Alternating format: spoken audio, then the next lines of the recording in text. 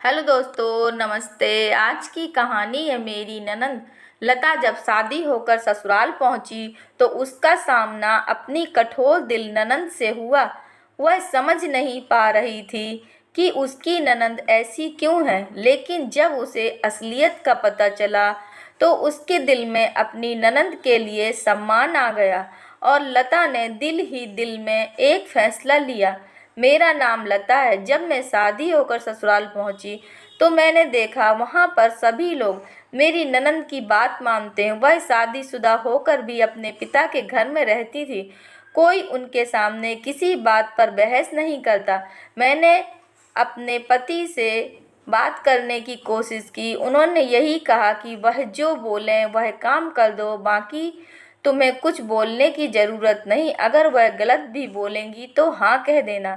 मुझे यह बात समझ में नहीं आई कि ऐसा क्या है, हर कोई उनसे डरता है, कोई भी उनको कुछ बोल नहीं सकता। वह गुस्सा हो जाती थी, यहाँ तक कि मेरे सास ससुर भी उनकी बातें मानते थे। वह जॉब करती थी, मुझे वह पत्थर दिल लगती थी। वह किसी से ज़्यादा बात भी नहीं करती थी। उन्होंने अपना हर चीज़ का टाइम टेबल बना रखा था और वह उसी के हिसाब से काम करती थी।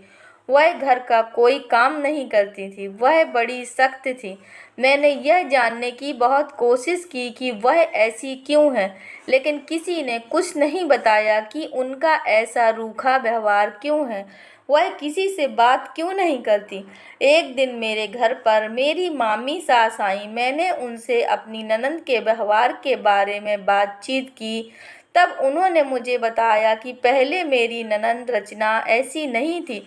वह बहुत ही मिलनसार और बातूनी थी। अपनी बातों से सबका मन मोह लेती थी और काम में भी बहुत तेज थी। घर पर कोई भी आता तो रचना अपने हाथ से खाना बनाकर उसे खिलाती थी। सभी उसकी तारीफ करते नहीं थकते थे।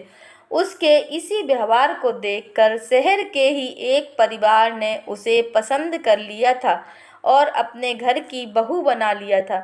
रचना ने ससुराल में जाकर भी सबका दिल जीत लिया था। रचना की ससुराल में कोई भी काम होता तो रचना को सबसे आगे किया जाता था। उसके बिना घर के सब कार्य अधूरे थे। रचना के ससुराल वाले उसे मायके में भी ज़्यादा नहीं रहने देते थे, क्योंकि वह रचना के बिना नहीं रह पाते थे।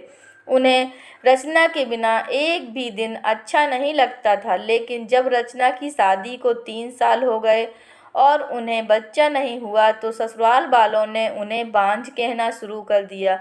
उन्होंने डॉक्टर को दिखाया, तब डॉक्टर ने उन्हें बताया कि वह कभी मां नहीं बन सकती हैं।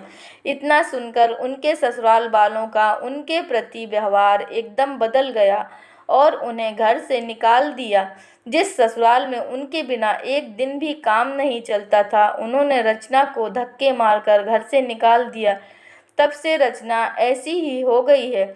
वह किसी से ज़्यादा बात भी नहीं करती। रचना ने एक अच्छी सी जॉब भी कर ली थी ताकि उसे कोई बेचारी न समझे और वह किसी के ऊपर बोझ न बने, और इसीलिए सब घर वाले उसकी बात मानते हैं।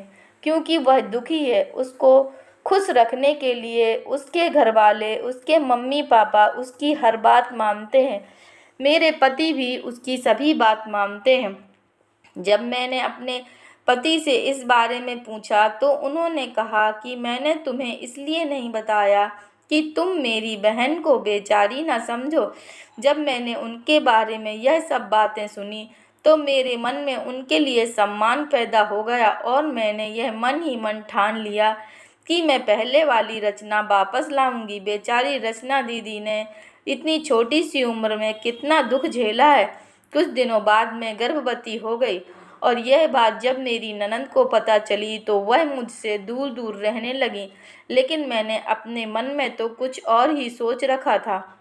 मेरा 9वां महीना चल रहा था। मुझे अस्पताल ले जाया गया और वहाँ पर मैंने एक सुंदर से बेटे को जन्म दिया।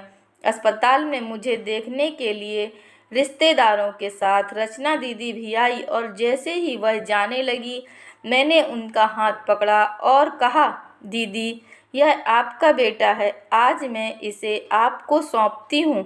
यह सुनकर रचना दीदी की आंखों से आंसू बहने लगे। उन्होंने मुझे देखा और खूब रोई और बोली, नहीं, मेरी किस्मत में बच्चे नहीं हैं, इसीलिए तो मुझे मेरे ससुराल वालों ने घर से निकाल दिया। तब मैंने उनका हाथ पकड़ा और अपने बेटे को उन्हें सौंप दिया। वह मुझे देख रही थी और मेरे पति बड़ी गर्व से मेरी ओर देख रहे थे, क्योंकि जो मैंने किया वह हर माँ नहीं कर सकती। अब हमारी रचना दीदी पुरानी रचना दीदी में बदल गई थी। वह सभी से खूब हंसने बोलने लगी थी, क्योंकि वह माँ जो बन गई थी। मैं खुद से किया हुआ वादा आज निभा रही थी। दोस्तों, अगर यह कहानी आपको पसंद आई है तो कृपया लाइक कीजिए, शेयर कीजिए और चैनल पर नए हैं तो कृपया चैनल को सब्सक्राइब कीजिए। धन्यवाद।